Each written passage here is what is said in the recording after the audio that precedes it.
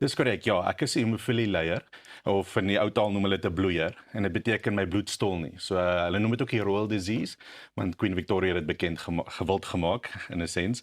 En wat beteken dit as gevolg van al die bloedings oor die jare moet ek inspuiting kry wat hulle noem faktor 8. Ja. En dan die bloedings het my gewrigte begin aantas. So ek het nie meer elmboë nie, ek het nie meer enkels nie.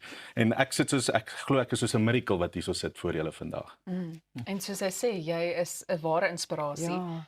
Jy het 'n keerpunt in jou lewe bereik nadat jou seentjie iets gewigtig vir jou gesê het. Vertel ons so 'n bietjie meer daaroor. Ja, kyk as 'n bloeier kon ek hom nooit optel toe hy gebore is nie. Jy weet die dokter sê ek moet my elmboë vervang, my enkels moet vervang word, jy weet om my te help.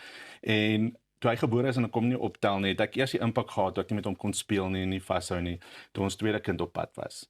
En hy sit toe eendag en hy teken toe 'n prentjie. En hy sê pappa, hier is ons twee babietjies, hy het 'n kruisoriën en ek soek nie 'n sussie nie. Ek wil graag 'n boetie hê wat met my kan speel want pappa kan nie. Sjoe. En toe hy by my kom het ek 'n kruis oor my en dit het my hele lewe verander en dis hoekom ek sit waar ek sit vandag en doen wat ek doen, want toe hy vir my sê pappa is dood vir my, het dit eintlik my hart gebreek op daai oomblik. Maar dit was ook nodig geweest om uit te vind wat is my purpose, maar om op hierdie pad te sit om vuurloop te ontdek, om te kan doen wat ek kan doen vandag. Jou gesondheid het in 2013 'n ernstige knou gekry. Kan jy op ons 'n bietjie meer daaroor vertel? Ja, my enkels, jy weet ek spyt gewoonlik dit vat 2-3 dae vir die bloeding om weg te gaan. En daai jaar 2-3 dae word 'n week word 'n paar weke word 'n paar maande.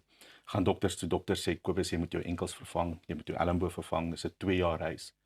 Ek kon dit either aanvaar of nie aanvaar nie. Maar omdat ek al in 2011 voor die vuur geloop het, weet ek as jy dit kan doen, kan jy enigiets doen. Jy weet jou liggaam is so fantasties gemaak en geskape dat hy weet om homself te genees. En ek het gesê voor ek gaan vervangings gaan ek vir my eers 'n doelwit stel. Jy weet ek sê altyd dis die rede hoekom jy ook 'n vuur loop. Wat is daai rede? Wat is daai intensies agter dit? En ek sit vir myself 'n doel om Kilimanjaro te gaan uitklim. En in 2018 toe gaan klim ek hom uit nogal met my krikke. Jy weet ek was nog in my krikke gewees. En soos hulle vandag gesien het ek hier ingestap sonder krikke. Dokter sê laasar vir my, hulle doen 'n 3D scan. Hulle sê Kobus, jou enkels en elmboë is erger as wat dit was in 2017 voor ek gegaan het in 2018. Hoe is dit moontlik dat jy kan loop? Ja. Wel, ek sê dis geloof.